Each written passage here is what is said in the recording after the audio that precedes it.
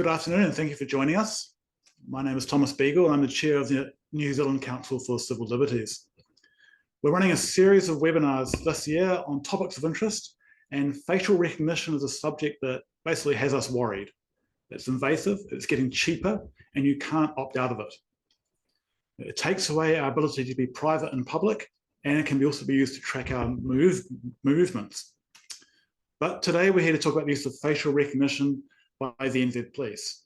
To do that, we're very pleased to welcome our guest speaker, Dr. Andrew Chen. He's going to give us a presentation, which will be followed by questions. Please enter any questions you have in the Q&A. And I'll just point out the session is being recorded for sharing in the future. Now, to introduce Andrew, he's the Chief Advisor of the Technology Assurance at the NZ Police. He's also been a Research Fellow of COI2, the Centre for Informed Futures at the University of Auckland, since 2019, where his research work is on technology ethics. This led him to co-author a landmark report on facial recognition for New Zealand for the NZ Police in 2021, alongside work in digital contact tracing during the COVID-19 pandemic, and analysing the implementation of the algorithm charter. I'll now pass you over to Andrew.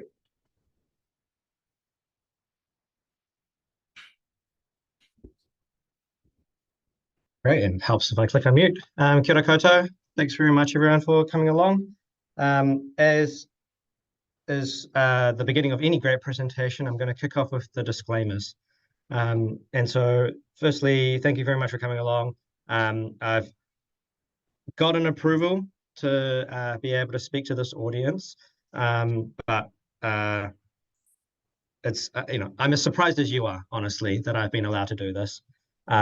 So anything that I say in this presentation is embargoed and should not be reported on publicly in the media or elsewhere. This is primarily because one of the policies that I'll refer to is not quite yet approved. It should be in the next month or so and then published online. So please get in touch with me if you would like to use any material from this talk more widely. For those who may not know me as well, I was or am a researcher at the University of Auckland and worked independently of police until I joined in January 2024 of this year. So this does mean that I have a mix of personal opinions and views, which are now informed by what I've learned since joining police, as well as official police positions. So I will try to be clear on which hat I'm wearing for which statements, but in general, please don't get me in trouble, because if you do, it'll mean that I won't be allowed to do a talk like this in the future. And I apologize for not bringing the literal hats. I did have a deep think about whether or not I should do that.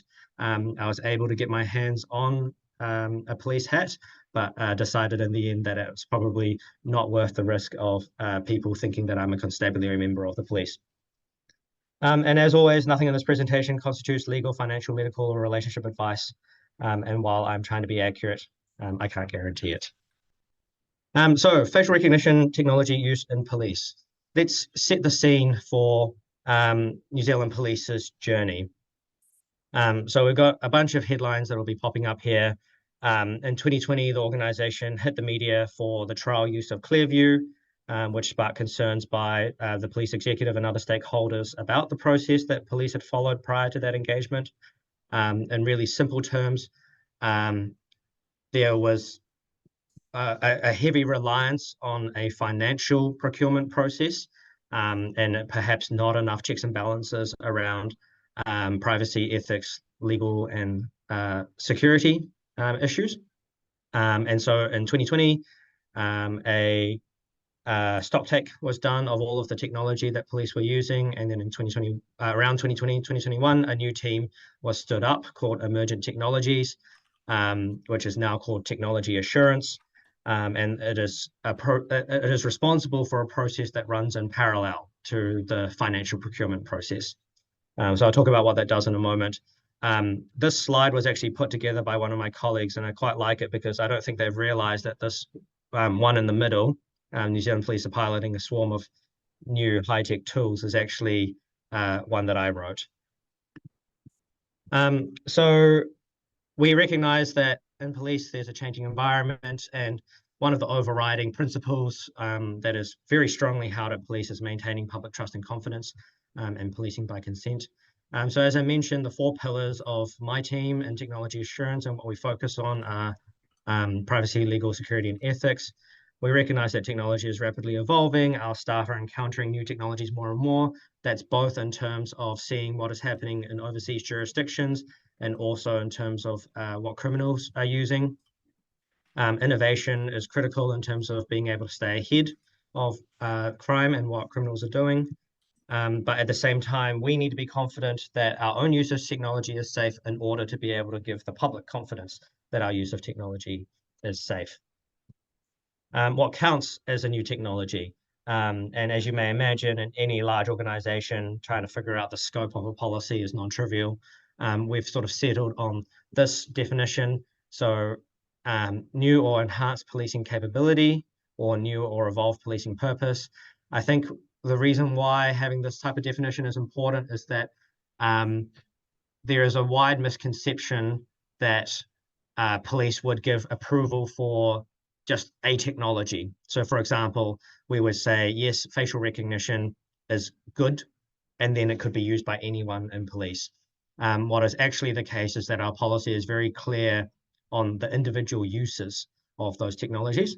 And so that may mean that we may have a technology that we've been using for 10 years, but if it's being used in a new way that may carry risks, then it needs to go through this process to make sure that those risks are well identified and mitigated. But in a very practical sense, when we talk about what the technologies are, it's probably no surprise. It's the things that you might think are likely to be more controversial. So ANPR, facial recognition, forensic techniques, AI is a big one at the moment. OSINT is open source intelligence, search and surveillance tools, novel implementations of existing technology. Historically, this policy hasn't really applied to some of the back office corporate enabling functions, but AI is one where definitely we're very cognizant that the risks need to be understood there. So we have a framework, which is called the New Technology Framework. It's just been renamed the Technology Assurance Framework, but you won't find it under that name if you Google it, because that's only just happened. And this is a framework that tries to align what we're doing with government and public ethical expectations, trying to balance any negative consequences of the use of technology, enhance that public trust through transparency and accountability as much as possible, acknowledging that sometimes there are operational reasons for why we can't do that, and providing guidance to the organization for safe innovation. So this is a 10 principle based approach. And the principles are things like necessity, effectiveness, proportionality, privacy, legality, oversight and accountability, and transparency, and those sorts of things. And whenever anybody in police wants to do something new with technology, it'll come through our desks, and we will work with whoever wants to use that new technology to consider those risks, and to assess, where those risks are and how we might mitigate them, or if the risks are actually just too high and maybe we should abandon this project. I should note that this is actually a publicly available document. If you Google New Technology Framework New Zealand Police, it'll probably be the first search result that comes up. As I said, hopefully in the next 6 months, we'll get another version up there that's called the Technology Assurance Framework. It is largely structurally the same, just with some additional considerations that have been added in there based on the experience of the last 3 or 4 years. So in terms of facial recognition at police, our timeline is that in 2020, we did a stock take of police technologies and signed up to the algorithm charter. In 2021, there's this new policy and framework to guide proposals to test and trial new technologies. We established the independent expert panel on emerging technologies, which I used to be on. And as was mentioned, I co-authored the facial recognition technology report. And in all honesty, that report, I think half of its value was just trying to surface where facial recognition was being contemplated, not even necessarily being used, but just where people were thinking about it. And going through the organization, New Zealand Police is a really large organization. There's 15 to 16,000 people here. And, sitting at national headquarters, it's pretty much impossible to talk to every person in the organization. Getting Nessa Lynch and myself to go out and talk to some people was a way to collect information in a way that maybe wasn't possible or may not have been done in the past. So that report is publicly available if you'd like to see it. It is from 2021, so a few things have moved on since then. And then in 2022, the policy development for facial recognition started. And it's been a pretty slow process. This is in part because there are very many perspectives and views on how facial recognition can and should be used within the organization, but also significantly due to staffing changes that have meant that the ownership of the policy has sort of moved 2 or 3 times, and each time somebody else picks it up, it takes a few months for them to get their heads around it. So I picked up ownership for it in about March this year. As I said, staffing changes necessitated a pause. During that time, NBIO, which is the National Biometrics Information Office, which sits inside Forensic Services, they're the people who have done fingerprints for decades. They've recruited a facial examination team of 4, and they've been learning how to use facial recognition tools. I don't think that it's been sort of actually operationally used yet, but those people have been attending the appropriate courses and learning the limitations of the tools and all of that sort of thing in order to ramp up to a capability that will hopefully be launched soon. And so now we're sitting in a place where the FRT policy will hopefully be approved soon. It is sitting with one more set of advice and then one more signature before we can say that it's been approved. And the plan is to publish it publicly. So what does that policy say? And I will reiterate here the embargo message from before. I can see participants, and I note that there are at least a few people who probably, please don't publish this yet. Probably 1 or 2 or 3 months away, we will be able to have more of a conversation about it. But I can give you a summary of what that policy says. So first, headline is that there's no live or real-time facial recognition approved. So that's on police cameras or third-party. Facial recognition is not allowed to be used to detect, trace, and identify, recognize a person in real time. It's only going to be on historical images or retrospective footage. FRT will only be approved where all of these conditions can be met. So it has to be proportionate, particularly with regards to privacy and fairness.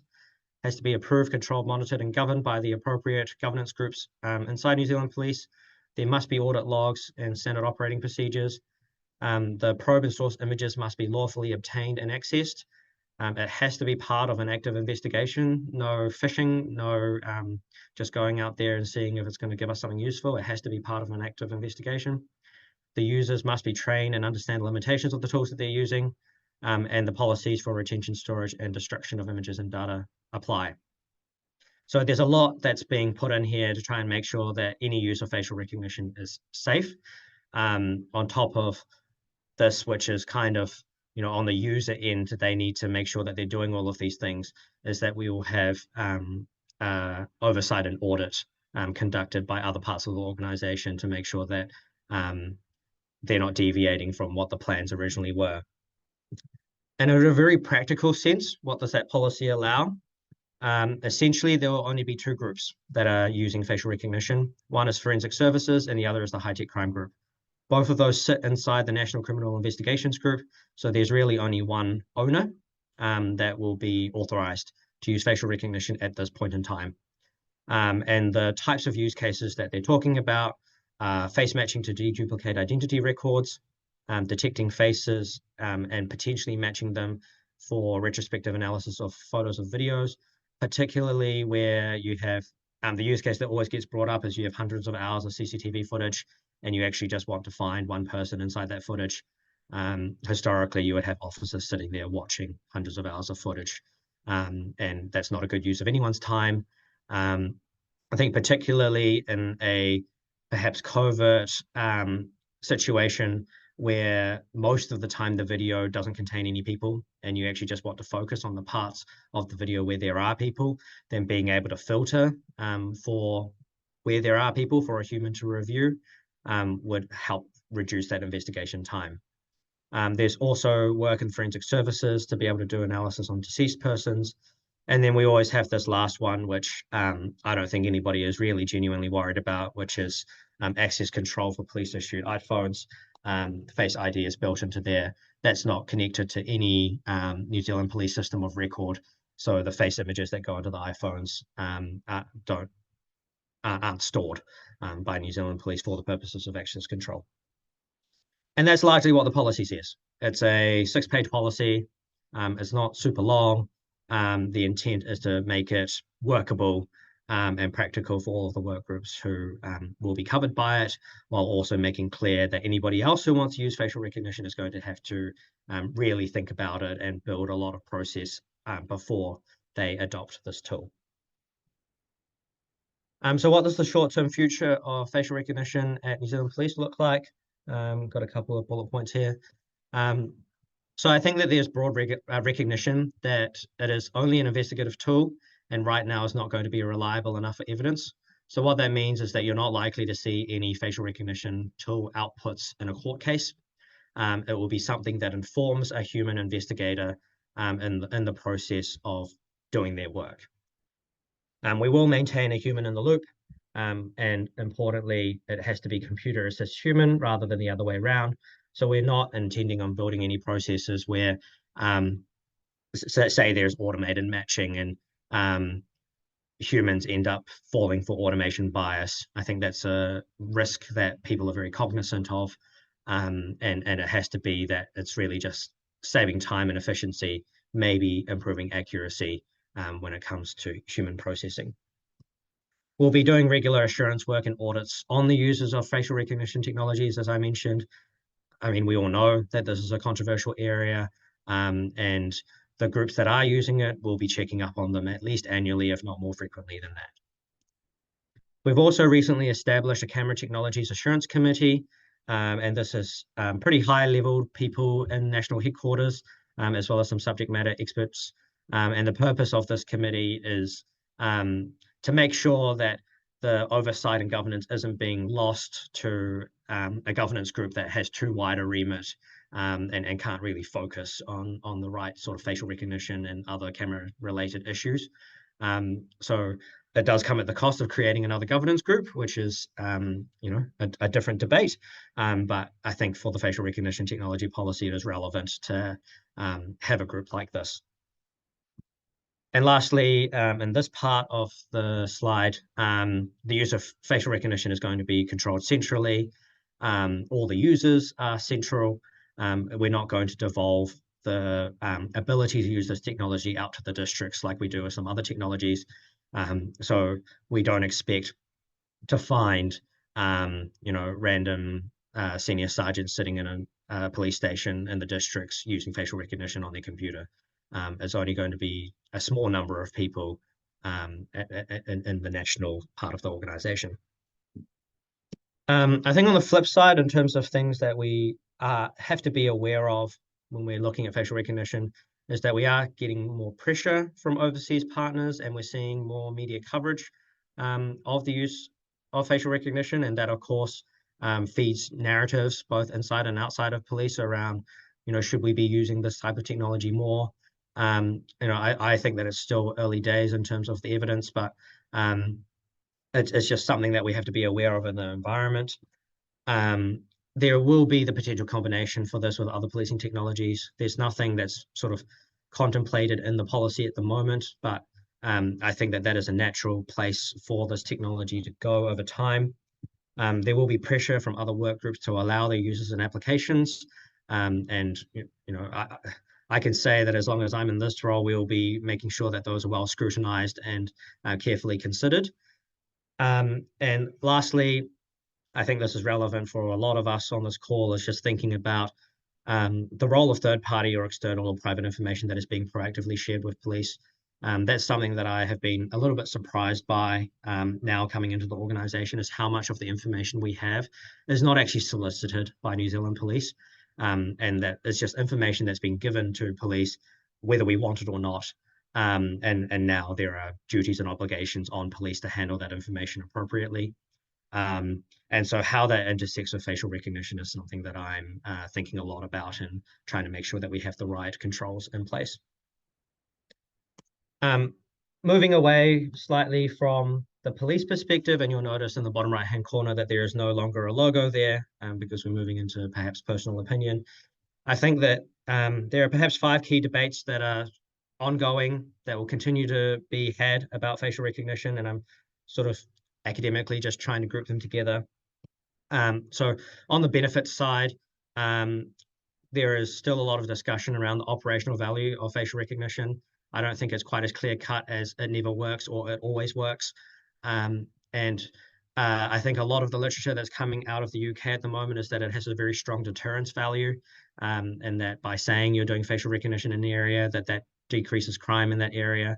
Of course, the flip side of that is the chilling effect of having those systems in place. So one side is just being cognizant of the benefits still being debated because it's not clear whether or not these systems are worth it.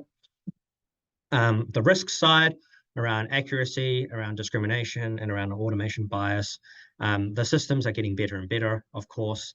And I am always wary of people who cite studies from, say, 2015 or 2018 around the accuracy of facial recognition, because it has simply moved on and evolved since then. And if you look at the latest NIST, National Institute of Standards and Technologies, maybe standards and something in the US, and their latest data, they're showing that the commercial models don't demonstrate any meaningful discrimination or bias between ethnicities or genders. Whether or not that is what is happening in reality is, of course, still to be debated. Whether or not those commercial options are the ones that are being used by everyone is, of course, still being debated. But this is a landscape that is quickly changing. What the appropriate mitigations look like is also still being discussed. So in the New Zealand context, we've mostly talked about retrospective versus live. In the UK, they're talking about operator initiated as being a middle ground. So rather than there being a fixed camera in a town square that's scanning every person that walks past, this is the idea of maybe an officer has pulled someone over and they can take a photo of the person in the car to make sure that it actually is the person who they are who they claim they are. I think that there are risks beyond the retrospective use, but yeah, there's sort of this space that's been carved out as being less risky than live, but perhaps more risky than retrospective. And then the mitigation around human in the loop and how critical that is and how effective that actually is as a mitigation given the risks of automation bias. Related to those mitigations are the controls, and a lot of debate around proportionality, what are the appropriate thresholds for using facial recognition, seriousness of offending versus the seriousness of overreach. And then one of the tricky things for a lot of police forces is around this legal and regulatory uncertainty, which I'll speak to on the next slide as well. And then lastly, all of these ethics debates around privacy intrusion and state surveillance, what is the meaning of a public space and how that's evolved over the last 10, 20, 30 years. That's something that my colleague, Dr. Nessa Lynch, is very much interested in. And what is the meaning of publicly available information, and what are our expectations as individuals around information that may be accessible to anybody? And of course, the broader context of policing.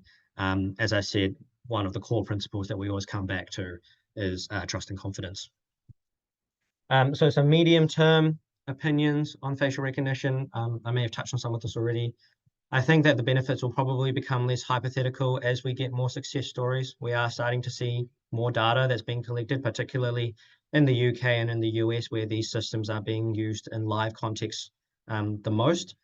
I mean, the 3 jurisdictions that are doing the most are the UK, the US, and China. It's been interesting that there was recently a report prepared by Policing Insight that showed, well, they described the UK as either an innovator or perhaps an outlier. And I found that framing quite interesting because typically people talk about the UK's use of facial recognition as being innovative. But it is entirely possible that actually these become the only jurisdictions that ever use live facial recognition.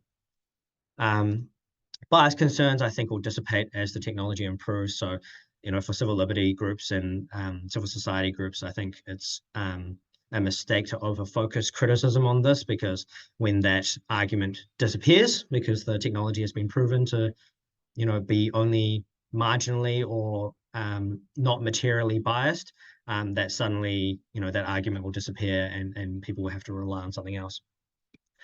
I am conscious about a significant increase in proliferation of cameras, and it's not just fixed CCTV cameras, but also things like body cams and cell phones that shift the way we test the proportionality of surveillance cameras.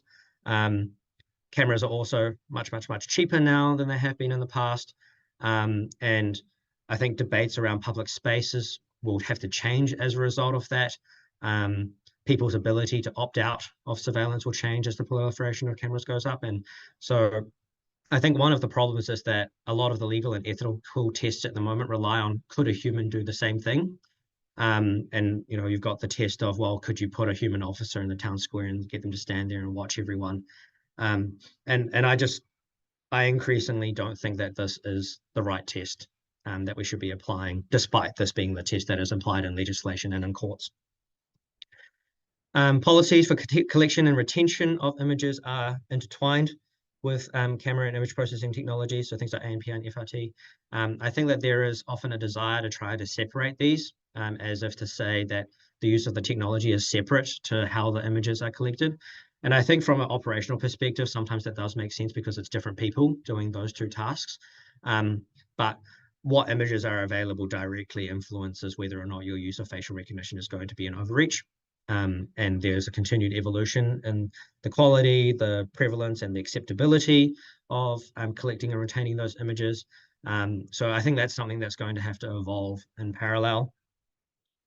We're seeing risk-based frameworks become more popular. So the EU AI Act being a really good example of that. And, there's always a case to be made for the most invasive technology to be used to stop a terrorist attack. But at the same time, we know that if we build the infrastructure for having that technology, then it's likely to be used for retail crime, right? At the other end of the spectrum. Not to say that retail crime doesn't matter, but it's clearly not as serious as a terrorist attack. And so building the infrastructure in ways that support risk-based frameworks may be something that is explored a bit more in the future. I'm not saying that New Zealand Police is doing this, but I think generally speaking, more and more police forces will do that, and make it so that you can maybe just turn on the system when you have a incident that justifies it, but the infrastructure is otherwise there sitting idle. I know that that raises a lot of questions around trust and confidence and whether or not you can believe that those policies are actually being upheld in that way. Yeah, I just think that those thresholds are going to become more and more common in these sorts of policy debates, because the binary of on or off is increasingly not tenable. And lastly, I think a clearer authorizing environment is clearly needed. We've got technology that was not envisioned at the time that the legislation was written. We've got case law that was developed for adjacent technologies that have material differences to the things that we're considering today. In the absence of there being a clearer authorizing environment, then police forces are operating with significant uncertainty. And I think my observation is that there are differences between the different jurisdictional contexts. I talked to a US expert 2 weeks ago, and they were very surprised by our approach, because they basically said that if it's not illegal, then they'll do it. Whereas in New Zealand, we will spend months and years thinking about, if it's not illegal, are we really sure? And we might move slower as a result of that, but I think probably, hopefully, we land in a safer place as a result. So our role in technology assurance is to be a critical friend, both within the organization and to our stakeholders outside of the organization. If you'd like to get in touch with me, please feel free to email tech.assurance@police.gov.nz. But I have that caveat there that if it looks like an OIA request, I'll probably have to forward it to the OIA team. Yeah, don't send me your OIA requests. Please just go to that website. Thanks very much. And yeah, happy to take questions. Okay, thank you, Andrew. For a really quick zip through the policy and the issues and so I've got a few questions, and of course I organised this webinar, so I actually partly did it so I could ask you a couple of questions that I wanted to know. Yeah. And I guess the number one on my list, and I think we actually touched on it very briefly, is that you've talked about the police implementation of facial recognition systems, but what about when the police are accessing facial recognition systems run by others? We've already seen this being done with automated number plate recognition, where where the Auckland transport people and other people are capturing that, and it's being searchable by the police. And obviously, the same could be done with facial recognition. How does this usage mesh with the policy? Yeah, so in terms of the facial recognition policy, we were very cognizant of not creating a loophole where we could use somebody else's facial recognition cameras and then just ask them for the results. We have had inbound queries from well-meaning entities who have cameras who have said, hey, do you want to give us your top 10? And we'll put them on our watch list. And if any of the top 10 turn up, then we'll give you a ring. Our policy right now is very clear that police will not use the facial recognition capabilities on any external system. So any requests like that, we've declined. In terms of that, though, I mean, this gets to another point, which actually another question is just asked about as well, is that when does history become history? There's obviously a difference between live and a minute ago and days ago, and we saw the same thing again with ANPR. Yep. How does that factor in? Yeah, and that is a constant debate. I am constantly in debates with legal services about this because it is not very clearly defined. It's not well defined, and it's not defined in legislation or case law. My line in the sand is whether or not we could deploy a live operational response. So what I mean by that is, could we, as a result of a search, seeing that there's someone in a place, deploy a patrol car to go arrest that person? If we could do that, that would cross the line for me. Right. Retrospective, yeah.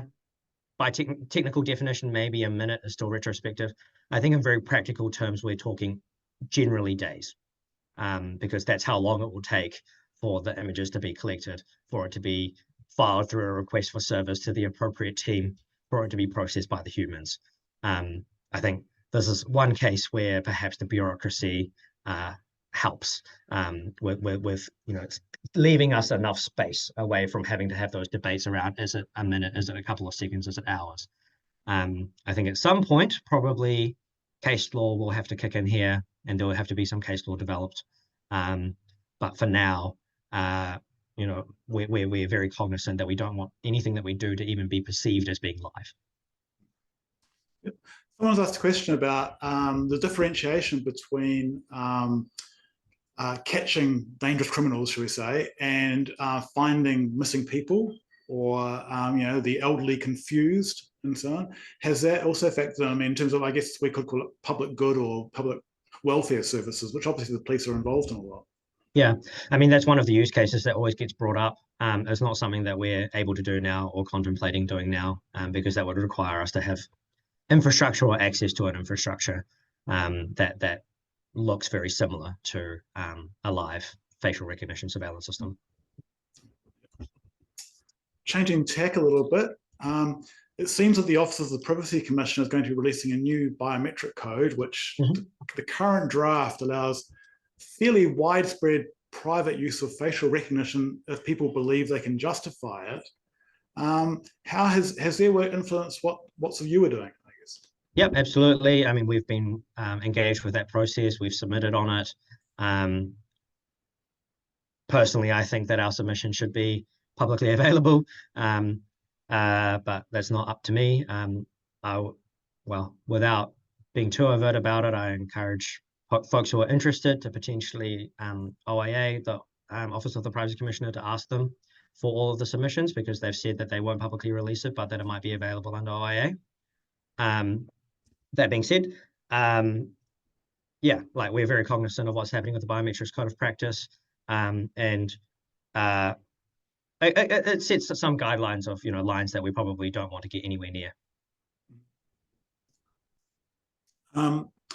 in talking about that publishing of reports and so on, I mean, I guess the question is, why hasn't the technology assurance team published their own submission?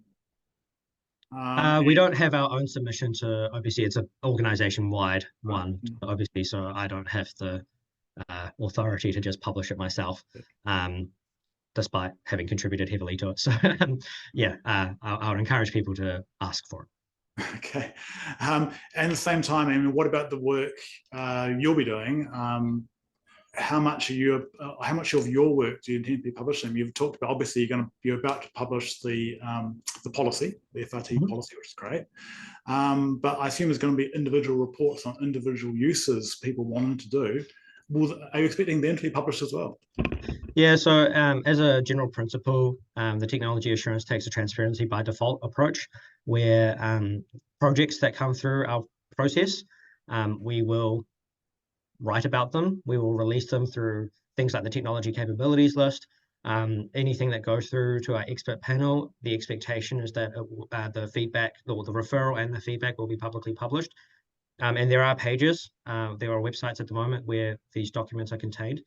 That being said, there can be operational reasons for why things are not published. And, you know, that's always a tension that you know, I'll always stand on the side of saying, well, you need to give me a good reason for why this shouldn't be published. But when I say an operational reason, for example, there might be a use of a tool where if it were publicly known that we were using that tool, that would compromise the integrity or utility or effectiveness of that tool. And so, you know, if we were to transparently publish it, then we might as well not use it. So that sort of thing is always going to come up in a policing context. And it's something that I'm still grappling with in terms of understanding where the line needs to be on that.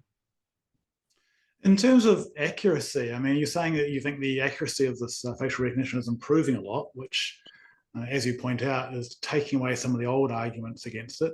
Do you know, I mean, I guess a couple of questions. Have you seen modern systems working, and what was your feeling about them?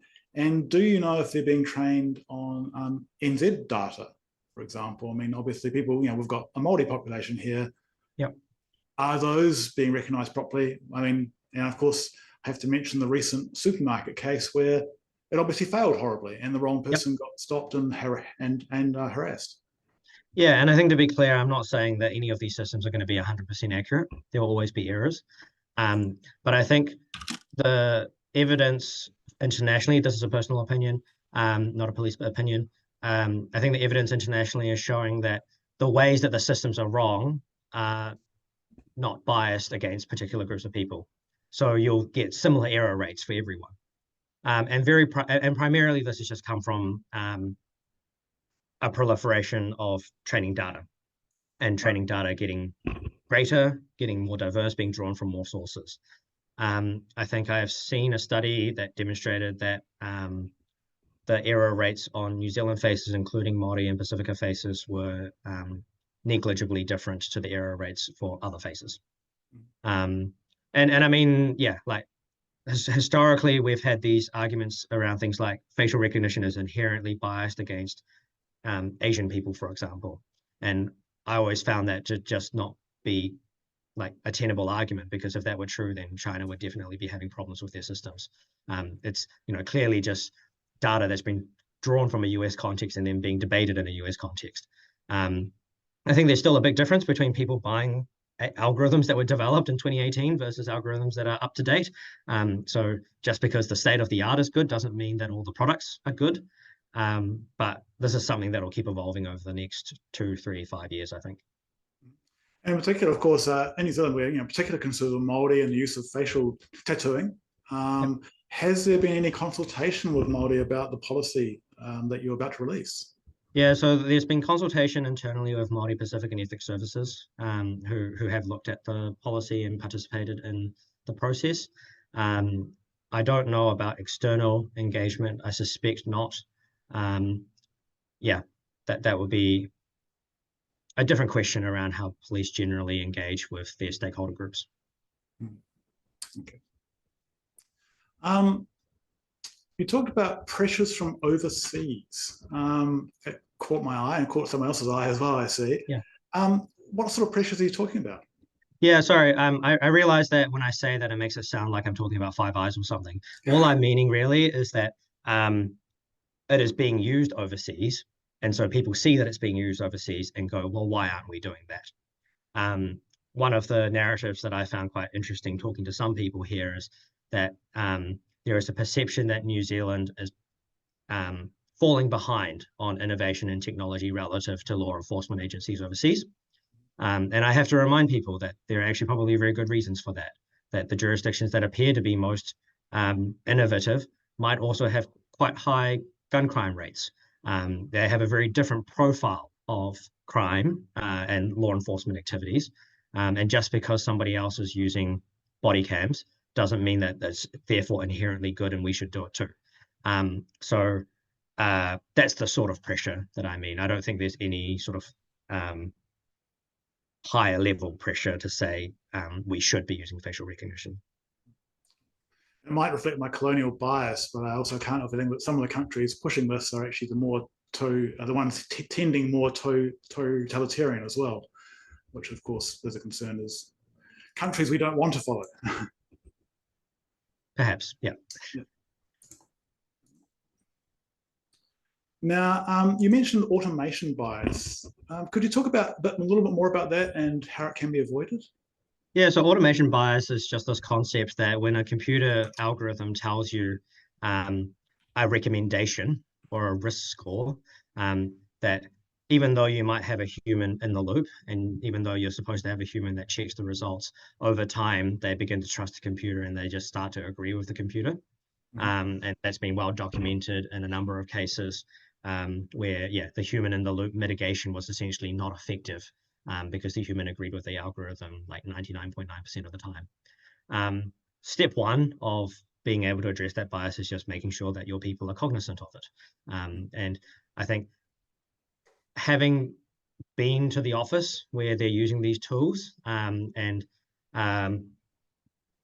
seeing the way that they're using them, things like rather than in a facial recognition context, things like rather than putting in one input image and only returning one output match, actually returning the top 10 or top 50 goes a long way to addressing that automation bias, because the human is more likely to see that, okay, the algorithm thinks that the number one matches this one, but actually number 6 looks much more like clearly looks much more similar.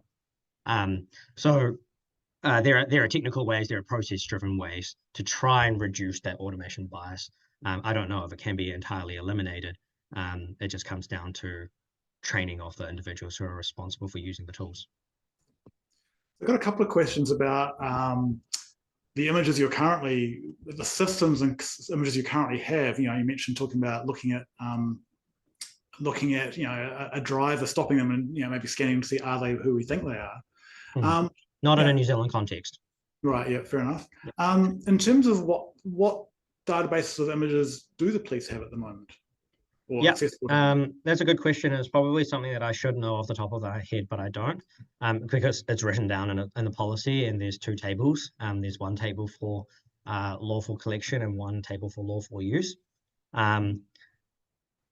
Yeah, all the uses are tied to legislation, and that authorizes the collection and use of those images. At the same time, totally acknowledge that we've recently been through the IPCA OPC process of trying to delete a whole bunch of images and other materials to comply with the findings of that particular study. So yeah, I can't promise that everything is 100% okay, but it is an area that is constantly being worked on in terms of privacy and assurance. Okay, so just check out my list here. You also mentioned a brief touching on body cameras, and obviously we know that New Zealand police have been not been doing this, and compared to some other jurisdictions. I mean, does the rise of facial recognition tech make that decision about body cameras even harder? Yeah, it's definitely part of the considerations, and I believe that it is being thrown into the body cam sort of paper that is constantly being developed and iteratively being worked on. Yeah, we're not contemplating body cameras right now. We're not going down that route. More interestingly is that I think there are private retailers and that sort of thing that are using body cameras before we are. And so sometimes we do get body cam footage in that context, but we're not out there soliciting it ourselves. I've got a question about, could you speak a bit more about police use of OSINT, which I think is open source intelligence, I believe? Yeah, particularly social media. To be honest, I would say that if you want to have a conversation about OSINT, then we need another hour. It's a whole different issue. And there's a recent report that was released by Rachel Levinson-Waldman, who is an Oxford fellow who's just been in New Zealand for about 5 or 6 months, that has looked into the issue of social media OSINT use, and has a very long section about police use, which was developed in consultation and discussion with people from police. And I would say that that is probably the best source of information on that right now. If you have read that and then you have any further questions, please feel free to get in touch and I can facilitate a conversation with the right people, or turn it into an IA request to be answered by the right people. It is definitely an area where we are cognizant that there are risks, and it's actively evolving. Yeah. Well, I will hope that the link to that document will magically turn up in the chat. Thank you, Kay. Easy. It just did. Thank you, Kay. Okay, what have we got here? Excuse me a minute. Just while you're looking, I'll answer one question in the Q&A, which is the New Zealand Police Technology Capabilities List was last published in April 2023, and will there be an updated version? I can say that it's definitely on the work log. It's on the list. It is entirely just a capacity issue now, where my team is 2 people, and we just haven't been able to get around to it. That being said, if you start with the April list, there's only been a very small number of additions to that list, I think, in part because there haven't been that many proposals come through this half of the calendar year. I want to ask a question about oversight of using this tech. A concern of ours in general has been that there's a lot of gatekeeping at the front end of police, having to apply for warrants for things and do permissions and apply for things. And it seems to me there's very, very little oversight of actually how, once you get through that gate, it's like there's no real checking after that. Unless it possibly comes a matter up in court. Yes, and that has been, I would say, a focus of my work since I've turned up. Things like the Camera Technologies Assurance Committee is something that will help in the facial recognition space, and that will give us a mechanism to be doing regular audits and reviews of the use of these tools. We're also now going back across all of the proposals that have been approved over the last 3 to 4 years, and checking for ongoing monitoring and auditing or oversight for performance and for bias and potential misuse. And I think this might sound like a little bit of a cop-out, but probably historically it was a capacity constraint, and being able to do that. There were a lot of proposals that were being considered, and that was the main work of this team. I've tried to make sure that we put a little bit more emphasis and focus on post-approval checks. We've actually argued, I think, in the past for some sort of an IGIS equivalent, Inspector General of Intelligence Services, maybe an Inspector General of Search, maybe. I think what that would be. Other agencies. For other agencies, I think in a specifically police context, Independent Police Conduct Authority does have the mandate to be able to look into these sorts of things. I would note that one of many drivers to create this whole program of work with the whole Clearview thing was the number of complaints that were filed to the IPCA. Now, another issue, of course, is that we talked about the technology getting better, but of course, in the same time, we've seen a dramatic increase, then followed by a slight decrease in the use of masking and masks in public spaces. I think I've just seen people proposing laws in various US states to actually ban the public use of masks. Did that come up at all in your work on the FRT, or can you see any pressures coming around that area? I think it was something that was considered from a technical level, but not something that was envisioned at a policy level. There are lots of claims by vendors around the ability for their algorithms to still work while people are masked or not. And it depends on the type of mask you're talking about, whether that's a COVID face mask versus a anonymous face mask. I mean, yeah, there's a lot of discussion around that. It's frustrating, I think, at times, the extent to which people think that these technologies are magic. I was in a conversation with someone who said that the solution to the smash and grab retail attacks is facial recognition. And I sort of said, how many of those attacks are done by people wearing balaclavas or other face masks that mean that you can't see their face? And they said, oh, almost all of them. And I was like, well, do you think facial recognition is going to work in that case? And they kind of had to go, oh, okay.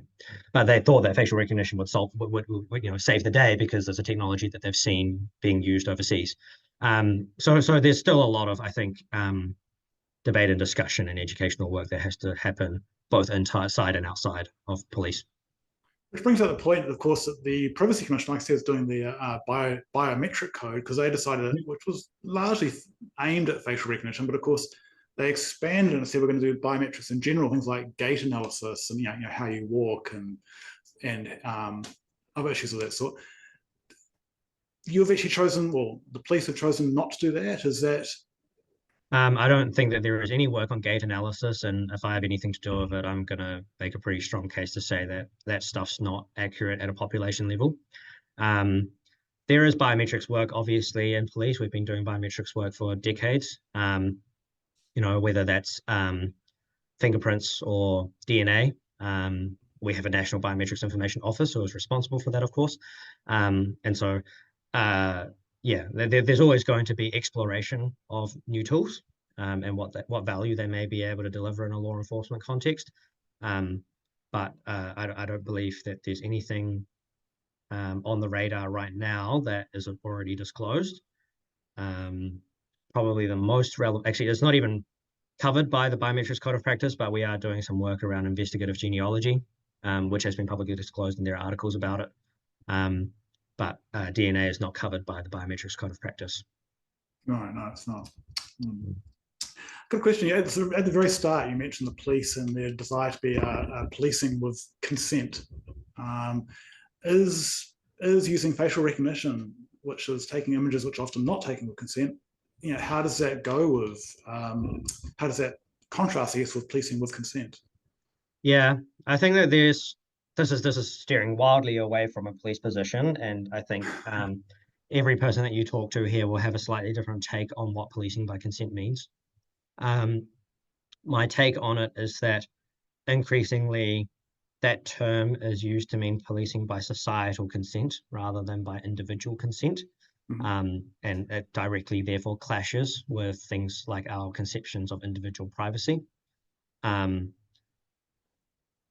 some extent, policing has to occur without individual consent, because no criminal is going to consent to being investigated or arrested. Like, no one who is actually committing a crime is going to just say, yeah, take me away. So there will always be some overreach of, no, overreach is the wrong word. There will always be some conflict with ideas of individual consent. But societal consent is something that's also, incredibly difficult to measure. I don't think that we don't have a score here that says today our societal consent is 60, and then we implemented a policy and now it's 61. Like, that's just not quantifiable in that way. So it's a really tricky area that speaks to the very context and ideology that sits behind policing. And that's why I had that point in the slide, because I have been thinking about that a lot and kind of saying, well, our ability to use these tools or not is very much tied to the context and ideology and philosophy of policing. I guess that may be a source of disappointment to us. I mean, in terms of the possibly the lack of input from society into the police policies and so on. You know, if you're not actually, I'm admiring the work you're doing, but at the same time, if you're not consulting widely, you know, can you really justify yourself you've got societal consent? Yeah, and what does society? I mean, how do you obtain a societal consent, right? And what does that actually mean? I mean, I think police, by and large, has probably taken an approach of talking to particular stakeholder groups, and so there is a multi-stakeholder group, there is a ethnic services stakeholder group, for example, and then talking to experts, quote unquote. I say quote unquote because it includes people like me. Yeah, like rather than sort of opening up the doors to an open consultation process where literally anybody can submit and then having to, you know, process all of that. I think the capacity constraints mean that necessarily the conversation is with a small number of experts and then feeding that into the policy work. Yeah. Does the FRPT policy have anything about acquiring images from other parts of government? You know, it currently says that we cannot. So images that are acquired from third-party sources, including other government agencies, will not be used for facial recognition purposes under the current policy. Right. Okay. And by current policy, of course, I mean the policy to be approved soon. Yeah. I think we're just running out. I'm going to ask, I think, one more question, which is, what value has the algorithm charter added to your work, if any? Yeah, the algorithm charter is a core part of my work, particularly with the technology assurance framework. The algorithm charter was released about 3 to 6 months before this framework was established. So all of that algorithm charter work was incorporated into the framework. Necessarily, our framework has to consider some more things beyond the algorithm charter, which is why we don't just say apply everything against the algorithm charter. I view the algorithm charter as being a set of minimum considerations rather than being the only considerations. And so, yeah, we've built upon those over the last couple of years to make more sense in a policing context. Thank you. I think we're going to finish up now. We're just running out of time. Sorry if people didn't get questions asked. I hope we covered most of it. Thank you very much to Andrew for coming and talking to us about it. Hope we don't get you in trouble. Partly because we're actually very keen on having, in a month or two's time, having another webinar about automated number plate recognition. So we'll be advertising that when we get to that. Thank you for the people who actually came up and turned up. Thank you for coming and watching the webinar and asking some really good questions. Of course, you're welcome to join the New Zealand Council for Civil Liberties. Andrew's posted some links in the chat, and you can also donate to us as well, which we'll use for valuable purposes. And that's it. Thank you very much, everybody. Thank you very much.